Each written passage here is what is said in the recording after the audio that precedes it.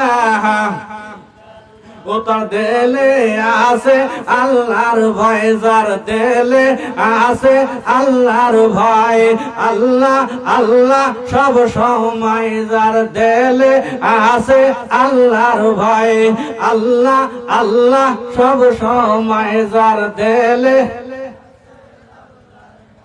দেলে আছে। আমার কথা কি বুঝতে পারেন বাজান? বুঝতে পারেন? চলবে খুব মনোযোগ সহকারে। আমিও নতুন মানুষ, আপনারা নতুন, আমার সভাপতি সাহেব নতুন। যদি আল্লাহ বাঁচা রাখে তাহলে আগামীতে যদি সময় সেই লম্বা টাইম পাই, লম্বা ঘটনা তুলে দেবো যদি ইনশাল্লাহ নিয়ে আওয়াজ করি তাহলে সারা রাত চলে যাবে ইনশাল্লাহ। যদি ইনশাল্লাহ নিয়ে আওয়াজ করি সারা রাত চলে যাবে।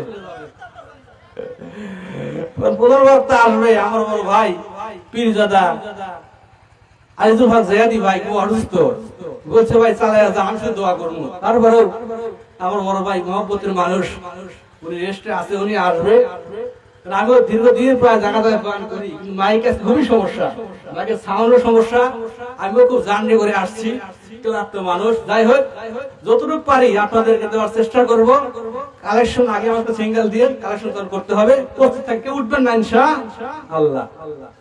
এইবার বলতেছিলাম, মনে আসেনি আমার ভাই, আল্লাহ নবী বলেন আজরাইল কোন খবর নিয়ে তুমি আমার কাছে আইছো?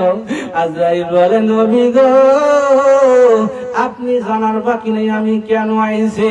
আল্লাহ নবী বলে আজরাইল আমি যাইতে রাজি আছি, কিন্তু জিবরাইল আসা পর্যন্ত অপেক্ষা করো। কি বললেন? জিবরাইল আসবে আগে, জিবরাইল আসা পর্যন্ত অপেক্ষা করতে হবে। মা ফাতেমা কান্দে, হাসান হুসাইন কান্দে, সাহাবারা কান্দে, চোখের পানিগুলো ছেড়ে ছেড়ে কান্দে। দয়ার নবী মায়ের নবী ফাতেমারে ডাক দিয়ে বলে, ফাতেমা রে তোমার কান্না আমি সইতে পারি না। ও ফাতেমা তুমি আমার কলিজা, তুমি কেন্দো না মা, তুমি কেন্দো না মা, তুমি যদি কান্দো আমি নবী সইতে পারি না, তোমার কান্নার আওয়াজ আমি নবী সইতে পারি না। ও মা ফাতেমা তুমি কেন্দো না মা, কেন্দো না, তোমার কান্না আমি নবী সইতে পারি না। নবী বলেন ফাতেমারে যদি কোনো ব্যক্তি কষ্ট দেয় আমি আল্লাহ কষ্ট পাই, ফাতেমারে যদি কেউ আঘাত করে সেজন্য আমার আঘাত করে, আমি সবচেয়ে ফাতেমারে বেশি ভালোবাসি। সবচেয়ে নবী কন্যা ফাতেমারে বেশি ভালোবাসতেন, মহব্বত করতেন। উনি সফরে গেলে খানা খাইলে কিছু খানা টোপলায় বেঁধে মা ফাতেমার বাড়ি নিয়ে যেতেন। আরে আমার মা ফাতেমা না জানি না খায়া আছে, এভাবে সবচেয়ে বেশি মহব্বত করতেন মা ফাতেমারে। মা ফাতেমা তো কান্দে, নবী সইতে পারে না, ফাতেমা তুমি কেঁদো না। বন্ধুগণ আমার, এমন সময় জিবরাইল আলাইহিস সালাম হাজির হয়ে গেলেন। জিবরাইল বললেন, ইয়া রাসূলুল্লাহ, ইয়া হাবিবাল্লাহ, আল্লাহ তাআলা আপনার অপেক্ষায় আছেন গো নবী, আপনি আর থাকবেন না। আপনি যদি থাকতে চান হায়াত বাড়ায়া দেবে, কিন্তু আল্লাহ তাআলা আপনার দিদার অপেক্ষায় আছে।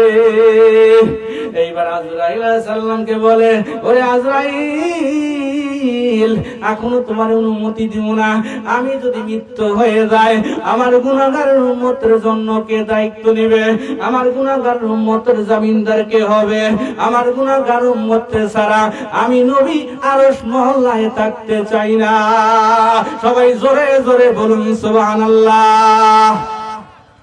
নবী বলেন আমার উম্মত ছাড়া আমি আরশ মহল্লা চাই না, আমি জমিনে থাকবো, আমি উম্মতকে নিয়ে থাকবো। ওরে জিবরাইল আমার গুনাহগার উম্মতের ফয়সালা পর্যন্ত আমি আমার জান বাহিরের অনুমতি দিব না।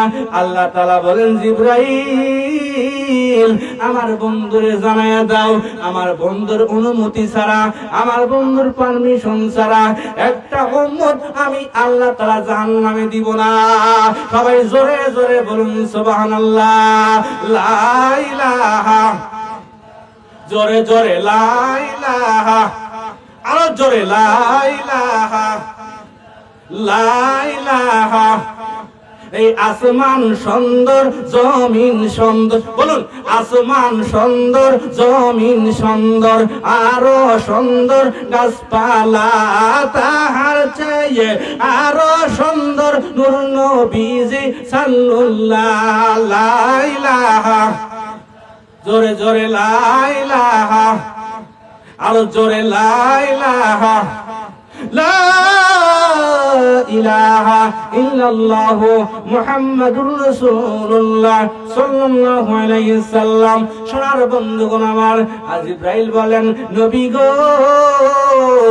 আপনি আপনার অনুমতি ছাড়া একটা উম্মত জাহান্নামে যাবে না। ও নবী, আপনি যদি চলে যান আপনার গুনাহগারের জামিনদার আল্লাহ তাআলা হয়ে যাবেন। ইয়া রাসূলুল্লাহ, ইয়া হাবিবাল্লাহ, জোরে বলুন ইয়া রাসূলুল্লাহ, ইয়া হাবিবাল্লাহ, ইয়া রাসূলুল্লাহ, জোরে ইয়া রাসূলুল্লাহ, ইয়া হাবিবাল্লাহ, ইয়া রাসূলুল্লাহ, ইয়া হাবিবাল্লাহ, ইয়া রাসূলুল্লাহ, ইয়া রাসূলুল্লাহ, ইয়া হাবিবাল্লাহ।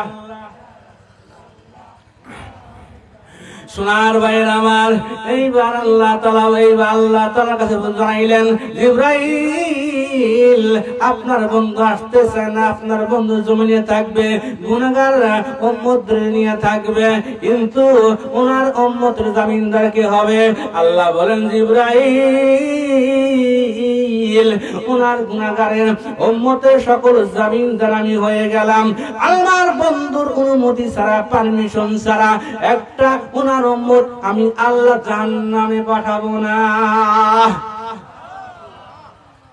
বন্ধুগণ আমার, এইবার আল্লাহর নবী এইবার অনুমতি দিলেন, আজরাইল আমার রূহ তুমি বাহির করো।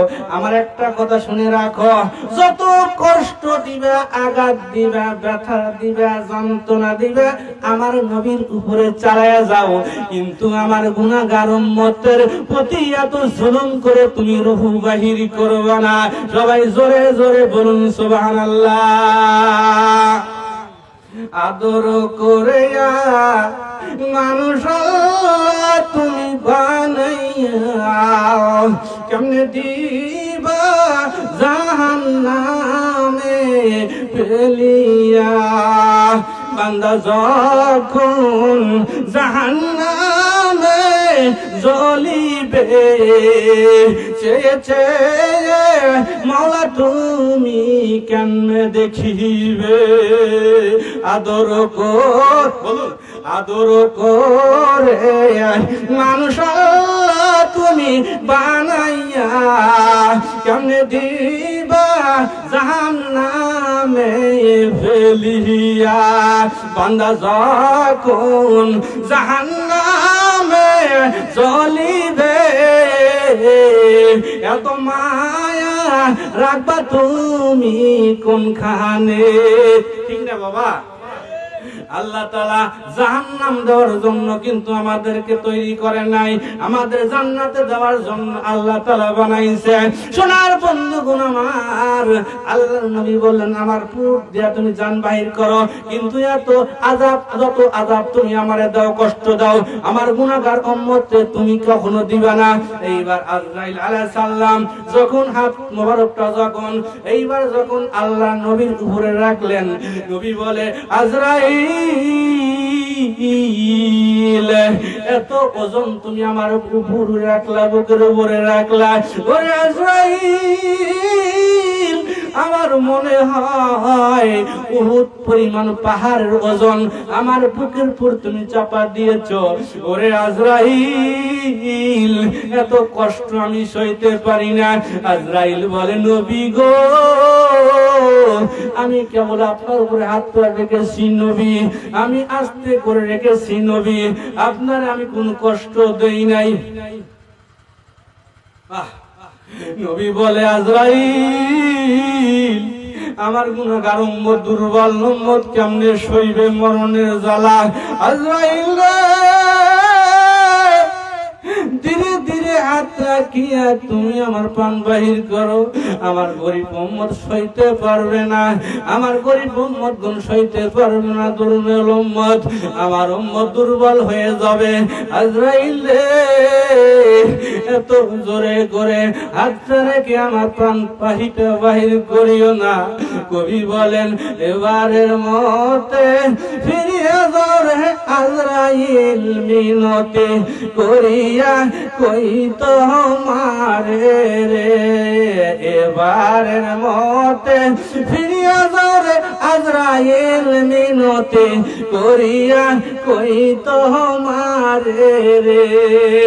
আইসো আজরাইল বইসো কাছে, হাত রাখিও না বুকের পারে, মিনতি করিয়া কই তোমারে রে। আজরাইল মানবে বাজান, ওই সময় মানবে বাজান যখন হাতটা বুকের পার রাখে। আল্লাহ নবী বলে আজরাইল আস্তে আস্তে ধীরে ধীরে তুমি প্রাণ বাহির করো, আমার উম্মতগণ সইতে পারবে না, আমার উম্মতগণ সইতে পারবে না, যত ব্যথা তুমি আমারে দাও। আজরাইল বলে নবী গো,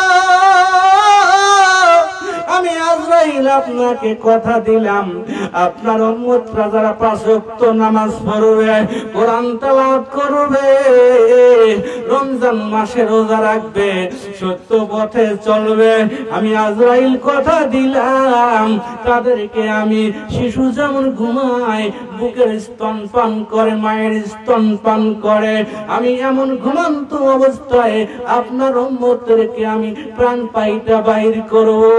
সবাই জোরে জোরে বলুন, চিল্লায় বলুন সুবহানাল্লাহ। নবী আমার মৃত্যুর সময় উম্মতের জন্য পাগল, উম্মতের জন্য পাগল। হায় উম্মতি, হায় উম্মতি। হযরত খাদিজা বলেন নবী গো, আপনি নবী আমারে বলেন হাসরের মাঠের দিন আমি কোথায় আমি আপনারে খুঁজিয়া পাইব? খাদিজা বলে, খাদিজাকে বলে নবী বলে খাদিজা রে, তুমি আমার কথা চিন্তা করিও না, ও খাদিজা হাসরের মাঠে আমি নবী তোমারে খুঁজিয়ে খুঁজিয়ে আমি জান্নাতে পৌঁছাইয়া দেব।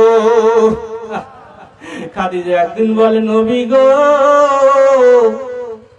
আল্লাহ নবী বলে খাদিজা রে, তুমি কোনদিন আমার কাছে কোনো কিছু চাও নাই, ও খাদিজা তুমি একটা জিনিস আমার কাছে চাও রে খাদিজা। খাদিজা বলে নবী গো, আপনি আমার দয়ার নবী, মায়ার নবী, আপনি গরিব নবী, আমি কি চাবো গো নবী, আমি একটা জিনিস আপনার কাছে চাই। খাদিজা কেন্দে কেন্দে কয় স্বামী গো, আমি শাড়ি চাই না, গয়না চাই না, টাকা চাই না, ও স্বামী